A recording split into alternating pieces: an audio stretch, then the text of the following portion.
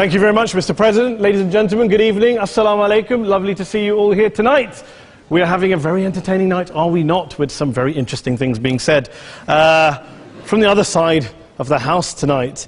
Let me begin by saying, as a Muslim, as a representative of Islam, I would consider myself an ambassador for Islam, a believer in Islam, a follower of Islam and its Prophet. So, in that capacity, let me begin by apologizing to Anne-Marie for the Bali bombings. I apologize for the role of my religion and me and my people, for the killing of Theo van Gogh, for 7/7. Yes, that was all of us. That was Islam, that was Muslims, that was the Quran. I mean, astonishing claims to make in the very first speech tonight, on a day like today, where the Conservative Prime Minister of the United Kingdom is having to come out and point out that these kind of views are anathema. And I believe you're trying to stand for the Labour Party to become an MP in Brighton. If you do, and you make these comments, I'm guessing you'll have the whip withdrawn from you, but then again, UKIP's on the rise, they'll take you, the BNP, they might have something to say about your views. This is what Mehdi Hassan always does. By the way, just on a factual point, since we heard a lot about the second speaker, about how backward we Muslims all are, on a factual point, you said that Islam was born in Saudi Arabia. Islam was born in 610 AD. Saudi Arabia was born in 1932 AD. So you were only 1,322 years off. Not bad? Not bad start there. Talking of maths, by the way, a man named Al-Khwarizmi was one of the greatest mathematicians of all time, a Muslim, worked in the golden age of Islam. He's the guy who came up with not just algebra, but algorithms. Without algorithms, you wouldn't have laptops. Without laptops, Daniel Johnson tonight wouldn't have been able to print out his speech in which he came to berate us Muslims for holding back the advance and intellectual achievements of the West, which all happened without any contribution from anyone else other than the Judeo-Christian people of Europe. In fact, Daniel David Levering, the author of the Pulitzer Prize-winning historian and author of The Golden Crucible, points out that there would be no Renaissance, there would be no Reformation in Europe without the role played by Ibn Sina and Ibn Rushd and some of the great Muslim theologians, philosophers, scientists in bringing Greek texts to Europe. As for this being our university, I will leave that to the imagination as to who is our and who is there. I studied here too.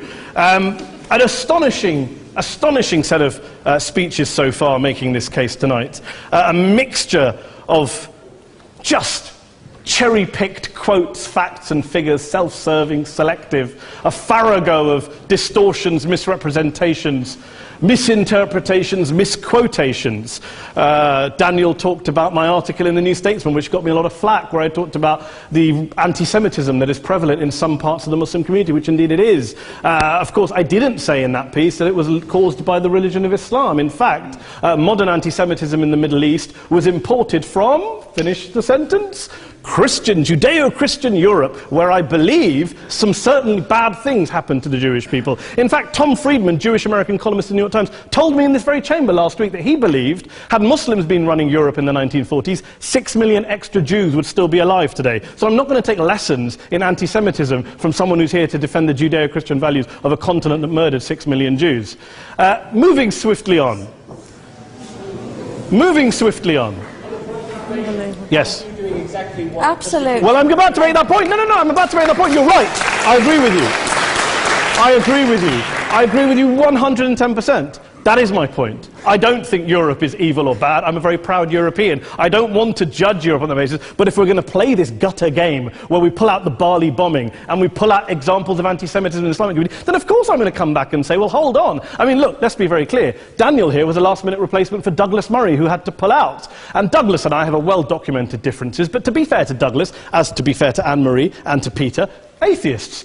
Atheists see all religions as evil, violent, threatening. What the problem I have with Daniel's speech is that Daniel comes here to run this robust defense of Christianity, forgetting that his fellow Christians, people who said they were acting in the name of Jesus, gave us the Crusades, the Spanish Inquisition, the anti-Jewish pogroms, European colonialism in Africa and Asia, the Lord's Resistance Army in Uganda, not to mention countless arson and bomb attacks on abortion clinics in the United States of America to this very day. I would like a little bit of humility from Daniel first before he begins lecturing other communities and other faiths on violence, terror and intolerance. But, no thank you.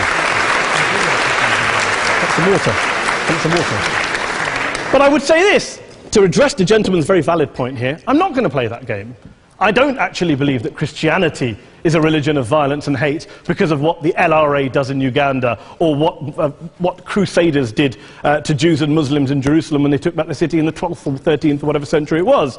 I believe that Christianity, like Islam, like pretty much every mainstream religion, is based on love and compassion and faith. I do follow a religion in which 113 out of the 114 chapters of the Quran begins by introducing the God of Islam as a God of mercy and compassion. I would not have it any other way. I don't follow a religion which introduces my God to me as a God of war, as some kind of Greek God of wrath, as a God of hate and injustice. Not at all. As Adam pointed out, you go through the Quran and you see the mercy and the love and the justice. And yes, you have verses that refer to warfare and violence. Of course it does. This is not a motion about pacifism. I'm not here to argue that Islam is a pacifistic faith. It is not.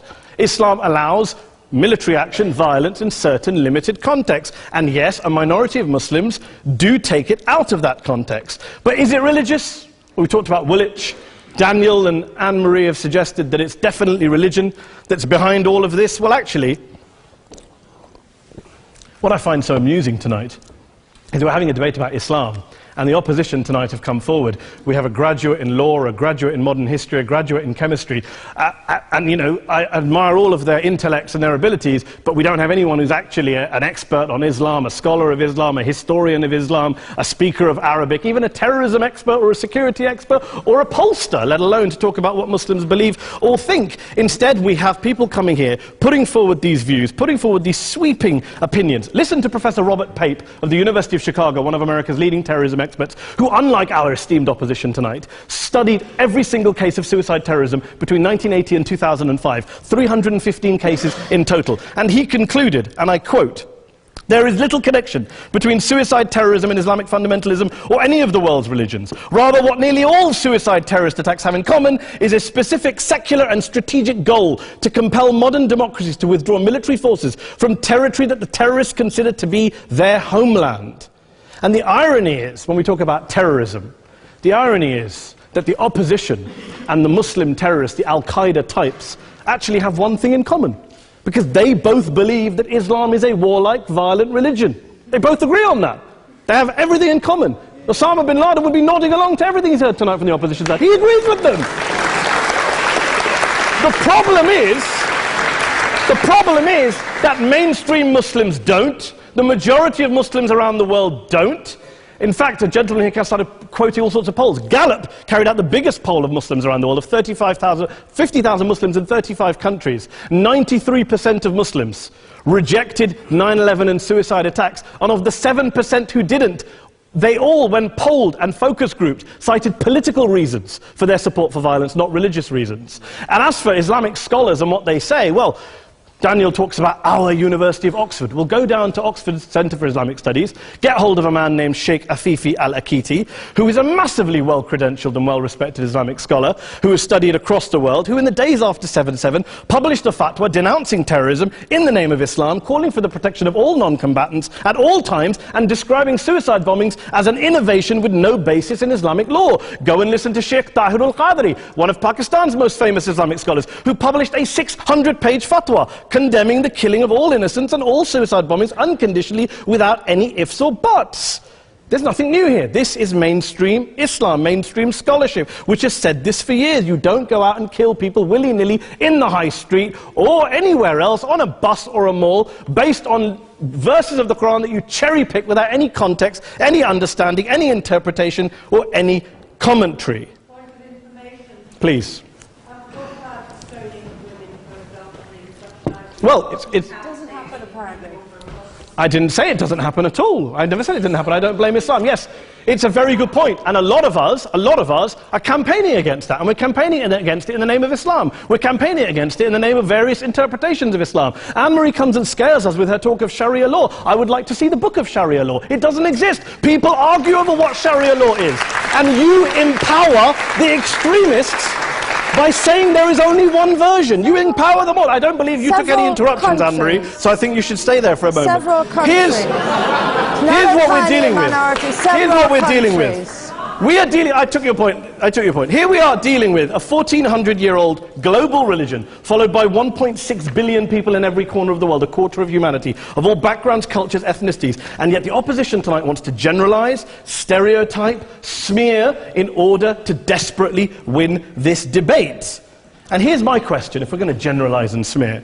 If, okay, people say yesterday's bombers, and we've got to be careful, there's a trial going on, were yesterday's attackers, motivated by Islam? Big debate. I don't believe they were. Let's say they were. Let's say Faisal Shahzad, the Times Square bomber, was motivated by Islam. Let's assume, for sake of argument, that Richard Reeves, the shoe bomber, was motivated by Islam.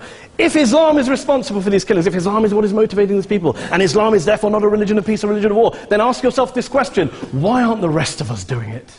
Why is it such a tiny minority of Muslims are interpreting their religion in the way that the opposition claim they are? Let's assume there are 16,000 suicide bombers in the world. There aren't. Let's assume there are for the sake of argument.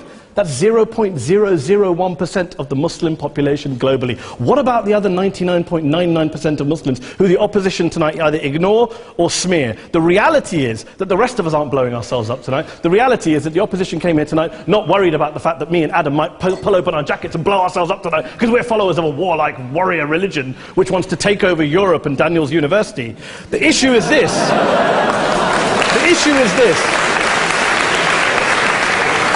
Unless the opposition can tell us tonight, and Peter Atkins is here, one of our great atheist intellectuals, can tell us tonight, can answer this question tonight: why don't the vast majority of Muslims around the world behave as violently and aggressively as a tiny minority of politically motivated extremists? Then they might as well give up and stop pretending they have anything relevant to say about Islam or Muslims as a whole. Ladies and gentlemen, let me just say this to you. Think about what the opposite of this motion is.